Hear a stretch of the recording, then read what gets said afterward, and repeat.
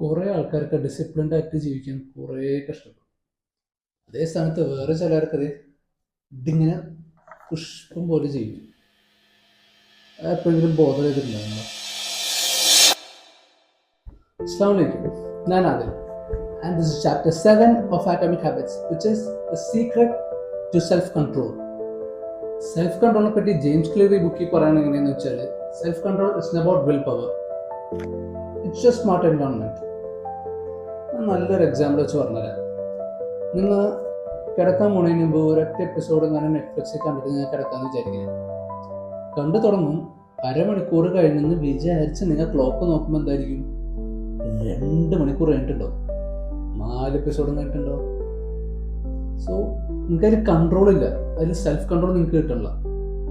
അതിനാണ് the Netflix trap എന്ന് പറയുന്നത്. ജെയിംസ് ക്ലിയർ പ്രകാരം എന്താ ചെയ്യേണ്ടതെന്ന് വെച്ചാൽ, ഡിസ്ട്രാക്ഷൻസ്, ടെംപ്റ്റേഷൻസ് റെസിസ്റ്റ് ചെയ്യുന്നതിന് പകരം, അത് പിടിച്ചു നിൽക്കുന്നതിന് പകരം നൈസായിട്ട് അങ്ങോട്ട് ഒഴിവാക്കാം. നെറ്റ്ഫ്ലിക്സ് അങ്ങോട്ട് ഇല്ലാണ്ടാക്കുക. അതാണ് ഇതിൻ്റെ കോൺസെപ്റ്റ്. ഇതിൻ്റെ റിസർച്ച് പ്രകാരം ഡിസിപ്ലിൻഡ് ആയിട്ടുള്ള ആൾക്കാർ ഒരിക്കലും അവർക്ക് ടെംപ്റ്റേഷൻസ് ഇങ്ങനെ പിടിച്ചിങ്ങനെ നിൽക്കൂല.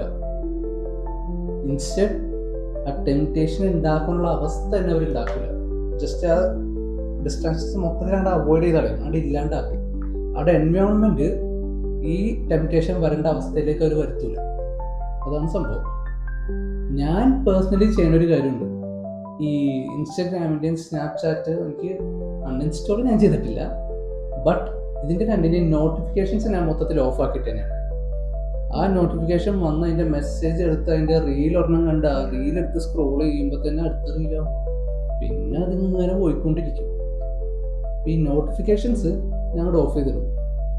സത്യമായിട്ടത് എൻ്റെ വാച്ച് അവേഴ്സ് നല്ലോണം കുറഞ്ഞിട്ടുണ്ട്, മുമ്പത്തെ പോലെയല്ല. ഇനിയാണ് നാം ഇത്രയും നേരം എല്ലാ ചാപ്റ്റേഴ്സിലും പറഞ്ഞുകൊണ്ടിരുന്ന ഹാബിറ്റ്സ് എങ്ങനെ ഇറസിസ്റ്റബിൾ ആക്കും എന്ന ചാപ്റ്ററാണ് നെക്സ്റ്റ്. ആ ചാപ്റ്ററിൻ്റെ പേരാണ് chapter 8, how to make your habits irresistible. ഇൻഷാ അല്ലാഹ് അടുത്ത വീഡിയോയിൽ കാണാം. Until then, I'm building something bigger.